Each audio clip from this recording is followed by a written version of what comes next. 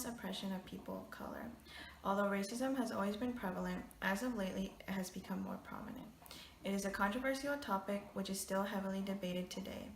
There are social, financial, educational, and political barriers due to racism. It serves as a disadvantage to people who are affected by it. Although it is an uncomfortable topic, institutionalized racism still exists. It is ever present in our society. It matters. And you all recognize that institutions, one of the institutions recognize the overwhelming problems of the legacy of institutional racism, which we still live with. You know, we see this institutional racism exist today. The most urgent issue the Trump administration should focus on is the racial inequality in America.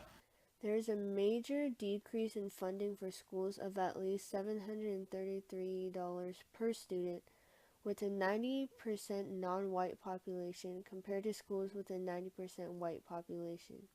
Racism also deeply impacts our education system, with most non-white students attending segregated schools.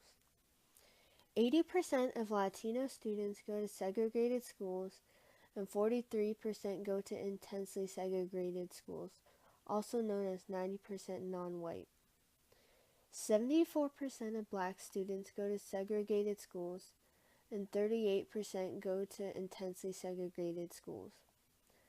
Non-white students are also more likely to go to schools with much less funding. Also, every 10% increase in non-white students is associated with a decrease of $75 of funding per student.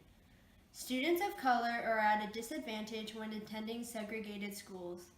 They are presented with less opportunities and less resources, which inhibits their education and ability to learn at their full potential. I think that the minority schools are less funded because they think that the majority are more worthy of being funded with the newest educational material than the minority. The ratio of wealth disparity between white and non-white Americans are readily apparent in data from the most recent U.S. Census. The first graph shows that people of color mostly live in poorer, segregated neighborhoods at every income level compared to whites. This can be due to a variety of factors such as cultural differences, redlining, employment discrimination, discriminatory banks, and home loaning. The second graph displays that white Americans own much more wealth in ratio to their population than people of color. White Americans held 88% of the country's wealth, making 64% of the population, while African Americans hold only 2.7% of the country's wealth, despite making up 13% of the population. I think that the Hispanics and African Americans have the majority of the unemployment rate because the majority are afraid that they can't do the job correctly and it would affect their business. Racism serves as an economic barrier for many people. There is a major disparity in the poverty levels between the different ethnicities. Historically, the unemployment rate for Hispanics and blacks are much higher than whites. The high unemployment rate contribute to the low wealth and household incomes. This 2014 chart from the Census Bureau shows that the POC have a total lower overall median household income, earning less than their white counterparts.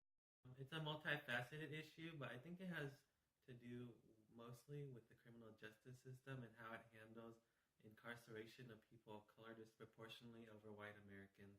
Although white Americans use more drugs than black Americans are arrested for drug possession more often than whites. According to the National Survey on Drug Use and Health, only 29% of whites are sentenced for drug offenses, while 40% of black Americans are. The incarceration rates for black males are the highest compared to any other race. According to the National Census, blacks are incarcerated 5 times more than whites. White Americans account for higher rates of drug use overall, but are sentenced for drug crimes less often. Also, black Americans serve out longer sentences than any other race, and almost 20% more than their white counterparts. This could be due to racial prejudices within the criminal justice system that leads judges to see people of color as more dangerous or even deserving more punishment, even if it isn't the case. Inequality in America today because it's something that's invisible and pervasive in our society. It's not something that went away in a certain time period like the 50s or 60s. And it's something that everyone needs to work on in the present day and always be aware of. It is a constant issue in our society, one which the new administration should focus on. Racism is present in all parts of our culture and is deeply ingrained in the history of this country. It greatly impacts financial, social, and political spheres of the lives of people of color. Our new administration should focus on this issue because while racism can't be eradicated overnight or even in 4 years, progressive social change depends greatly on political action. Prejudices often hinge upon the laws that allow them to occur. In this way, social change and legislation are closely connected. Racism affects people of color a great deal in their everyday